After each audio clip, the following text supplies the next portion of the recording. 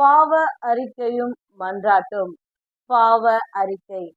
சங்கீதம் 31 அதிகாரம் 18 நீதிமானுக்கு விரோதமாய் பெருமையோடும் இகழ்ச்சியோடும் கடினமாய் பேசுகிற பொய் உதடுகள் கட்டப்பட்டு போவதாக. ஆமென். பிரியமானவர்களே, நீதிமானாய் வாழ்பவர்கள் கர்த்தருக்கு மிகவும் பிரியமானவர்கள். அவர்களுக்கு என்று விசேஷமான ராஜ பாதையை கர்த்தர் உண்டு பண்ணி வைத்திருக்கிறார். அப்படிப்பட்டவர்கள் கர்த்தரால் நடத்தப்பட்டு வருகிறார்கள். அவர்கள் ஆவிக்குரிய கனிகளை கொண்டவர்கள். எனவே அவர்களை மற்றவர்களால் சரியாக புரிந்து கொள்ள முடியாது என்று வேதம் சொல்லுகிறது. எனவே நாம் அவசரப்பட்டு அவர்களுக்கு விரோதமாய் தீமையை பேசி கர்த்தருடைய கோபத்துக்கு ஆளாகாமல் நாம் பார்த்து கொள்ள வேண்டும்.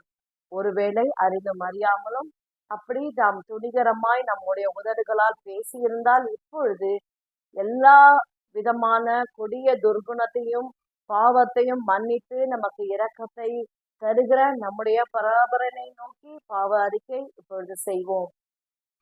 கர்த்தாவே, இரக்கமுள்ள பராபரனே, ஆண்டவரே, உம்மாலே முன்குறிக்கப்பட்டு அழைக்கப்பட்டு நீதிமான்கள் ஆக்கப்பட்டு ஆண்டவரே நீர் மகிமையினால் நிரப்பி நடத்துகிற ஆண்டவரே உம்முடைய பிள்ளைகளாகிய நீதிமான்களை ஆண்டவரே அறிந்தும் அறியாமலும் அவர்களுக்கு விரோதமாய் நாங்கள் முறுமுறுத்து பேசி அவர்களுக்கு விரோதமாய் பெருமை பாராட்டி அவர்களை இகழ்ந்து கடினமாய் பேசின எல்லா வார்த்தைகளையும் ஆண்டவரே இப்பொழுது நாங்கள் நினைத்து மனம் வருந்துகிறோம். ஆண்டவரே, நாங்கள் அதை இப்பொழுது உணர்ந்து ஆண்டவரே உம்முடைய சமூகத்திலே எங்கள் பாவங்களை அறிக்கை செய்கிறோம். ஆண்டவரே, நீட்டாமே தயவாக அதை ஏற்று அங்கீகரித்து நாங்கள் செய்த இப்படிப்பட்ட துணிகர பாவத்தின் நிமித்தம் எங்களுக்கு நேரிட்ட சிறையிருப்பையும் பலவீனங்களையும் தயவாய் மன்னித்து ஆண்டவரே எங்களுக்கு விடுதலையும் ரட்சிப்பையும் தரும்படியாய் கெஞ்சி மன்றாடுகிறோம்.